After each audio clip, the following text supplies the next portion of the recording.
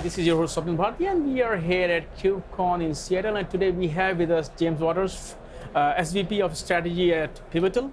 First of all, nice to have you again. Yeah. Last time we met at Spring One Summit, and a lot has changed. And since we are here at Kubernetes, Look how big. hub is KubeCon. Yeah. So tell us a bit about, first of all, what has been your impression so far here at the conference? Yeah. I mean, let's be honest. It's in like 2 or 3 years. It went from 1,000 people the first time to 8,000. Unbelievably full expo hall.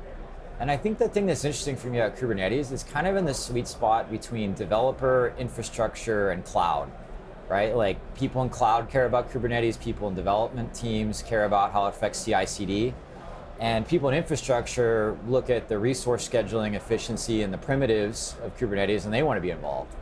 So you kind of get all three of cloud developers and infrastructure together in one place. It's very unique. So I'm seeing a lot of friends here. It's really kind of energetic conference. What do you think? No, I have not seen the conference yet because I'm still recording whole day. Yeah.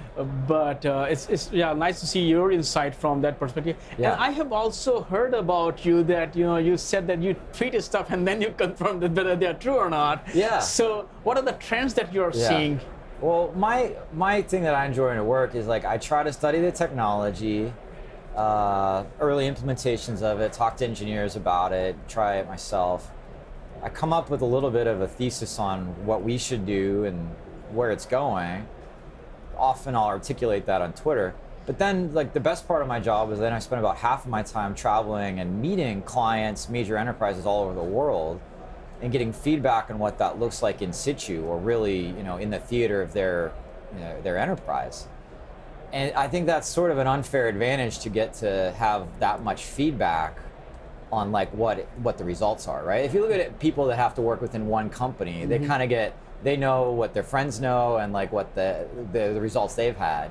So it's kind of fun to like see the top 200 enterprises in the world who are clients get feedback, and then put a new thesis back out there and go after it again.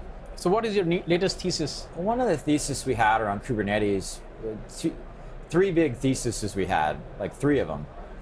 One is that the pace that Kubernetes was being delivered by the community was going to be challenging to existing ITIL-like deployment processes in enterprise, i.e.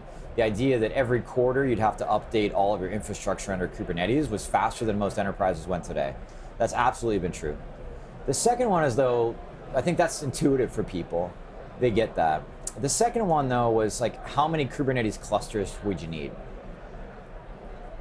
And in some sense, there are multi-tenancy constructs within Kubernetes, but the behavior in the market has been that people want many clusters.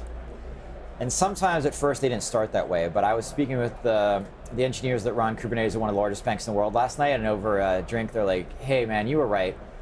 We totally need multi-cluster. Multi-cluster is where it's at, both for isolation of configuration of the clusters per use case, as well as security, just how everyone wants to consume this as multi-cluster. Now here's why I think that's interesting.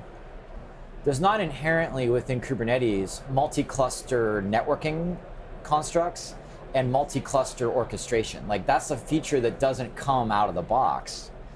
And so that's a critical white space that kind of as an enterprise or as a vendor or as a community you need to think about. So there's all the fun features inside of it, but then it's sort of like, what is the space around Kubernetes to make it work in the enterprise? What's going on there? I have a lot of fun studying that. Is that interesting at all, or is that too nerdy? No, it is, yeah. Yeah. That's the last mile, maybe you could say. And I also heard that you mentioned functions, Yeah. So what is functions? Because from what I know, people talk about function as a service, but I think when you talk about function, it's a totally different thing. What is that?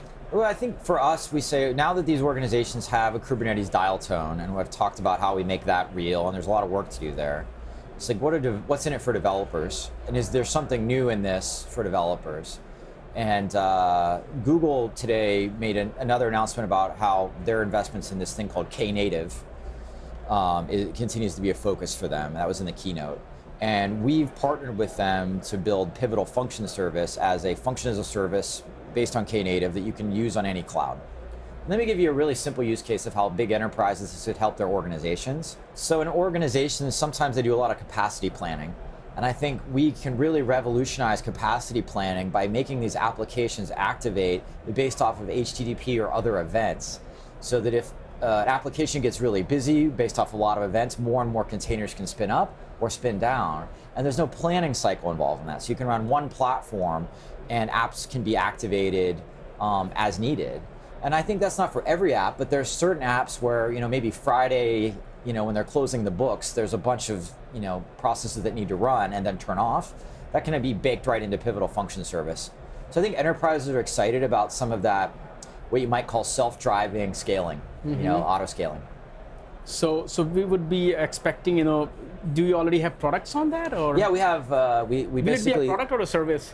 It's a product. I think what's unique about us is that we don't believe it should be one hosted service. We think it should be open source driven.